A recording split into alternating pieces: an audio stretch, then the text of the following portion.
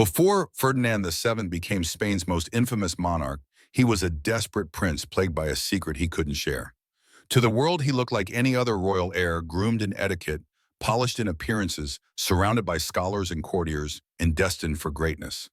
But behind the polished veneer was a terrifying truth. Ferdinand suffered from a rare anatomical deformity, one that didn't just shatter his self-esteem, it twisted his entire sense of identity. At age 20, he was married to Maria Antonia of Naples. The union was arranged for power and progeny. But on their wedding night, what should have been a ritual of royal consummation became a scene of horror. Maria Antonia cried out in agony. She bled, she trembled, and the door to motherhood slammed shut before it ever opened. Though whispers in the court stayed hushed, the weight of that night lingered. When she became pregnant, soon after it sparked false hope.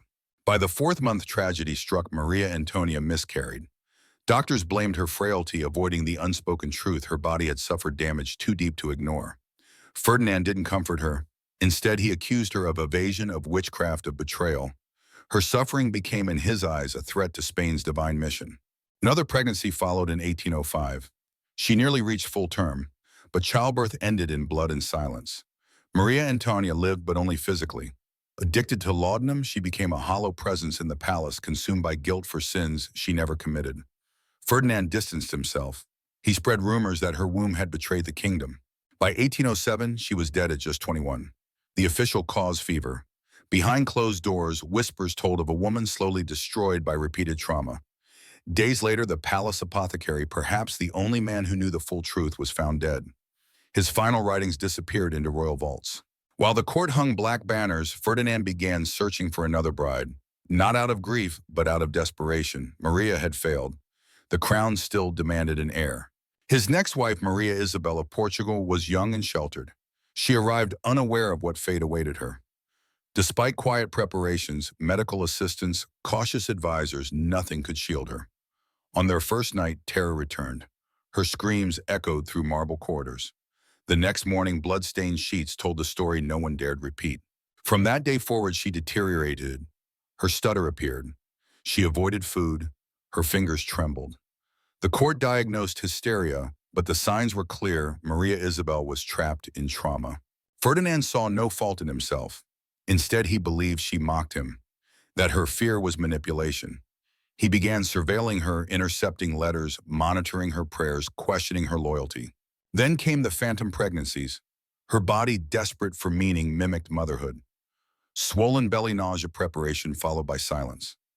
Ferdinand alternated between elation and fury, convinced these episodes were personal attacks. He invited doctors, some quacks, and some scholars to observe their private lives like a science project. Sketches were drawn, charts kept, protocols invented, all while Maria Isabel lay sedated, stripped of dignity. But Ferdinand's torment was not confined to others, it consumed himself. He became obsessed with his reflection, inspecting and attempting crude modifications to his body. No longer a sovereign in waiting, he had become a man unraveling from within. By 1818, Maria Isabel's spark was gone. A lady in waiting later said, "It was like she had died, but her body had not caught up." She passed quietly. The cause: exhaustion. The truth: likely suicide. Again, laudanum. Ferdinand's response was paranoia. He ordered her body dissected, her attendants, interrogated her confessor, accused. He searched for conspiracies that didn't exist, unable to see the truth in his mirror. When he sought a third wife, the world had heard the rumors. Royal families hesitated. Some refused outright.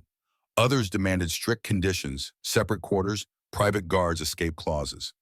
The Spanish crown had become a dangerous match. But the House of Saxony, burdened by debt, accepted. Maria Josefa Amalia arrived at age 24, not naive, but calculating. She brought doctors, tools, and reports. This wasn't a fairy tale, it was a mission. She approached her marriage like research. Every intimate session was scheduled, charted, recorded. She documented everything: mood changes, failures, procedures. To her, Ferdinand was not a husband, but a medical mystery. He resented her detachment. The love he craved never came. Worse, he discovered her correspondence letters to Saxon physicians, describing his anatomy as unstable, his mind as volatile, his demands as distressing. There were diagrams, even lists of treatments.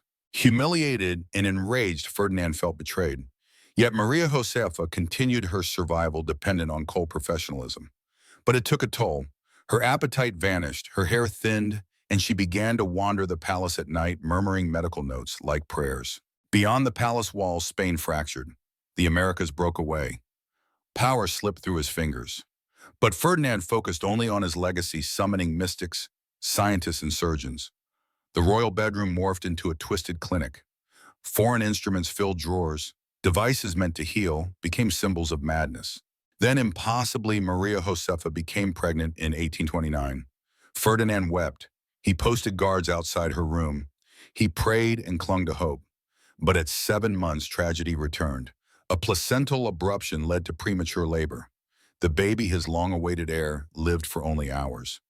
Maria Josefa followed days later. Ferdinand lost touch with reality. He refused burial. Corpses lay in stifling heat. Physicians begged for reason. The king paced, whispering for another chance. When they were finally buried, Spain had entered a darker era led by a man no longer grieving but unraveling. He destroyed more than marriages. He corroded a kingdom. Spain, once vast, was fractured and weary. Ferdinand stared into mirrors, hunting for legacy but finding only shame. He ruled not with clarity but compulsion, not with strength but scars. Ferdinand VII's reign wasn't a tragedy of failure, it was a triumph of unhealed wounds over reason. And his story reminds us when suffering festers in silence, it doesn't vanish. It spreads until it infects a nation. Because one man's pain left unchecked can become everyone's undoing. Ferdinand VII didn't just destroy the women who stood beside him, he became the architect of a decaying empire, one that rotted from the throne outward. His story is not one of war or glory, but of something far quieter and far more dangerous, a man consumed by internal wounds he refused to name and a nation too afraid to stop him. He was not born a monster. He was born broken and never allowed to heal.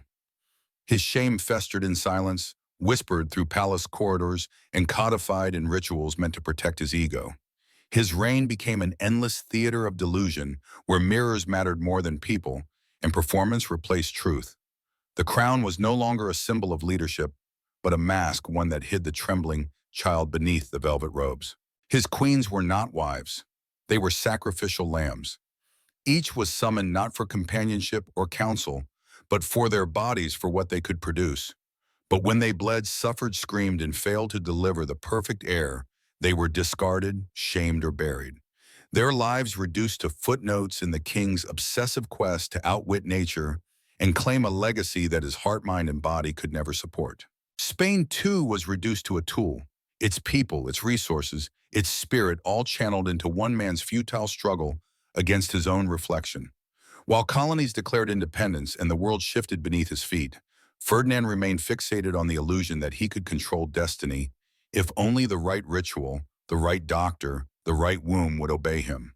But legacies built on fear don't last, and nations ruled by ghosts collapse. When Ferdinand finally died in 1833, the throne passed not with reverence, but with a sigh of exhaustion. What he left behind was not a line of heirs or a proud empire, but a palace haunted by trauma, a people disillusioned, and a monarchy forever stained by secrets too grotesque to speak aloud.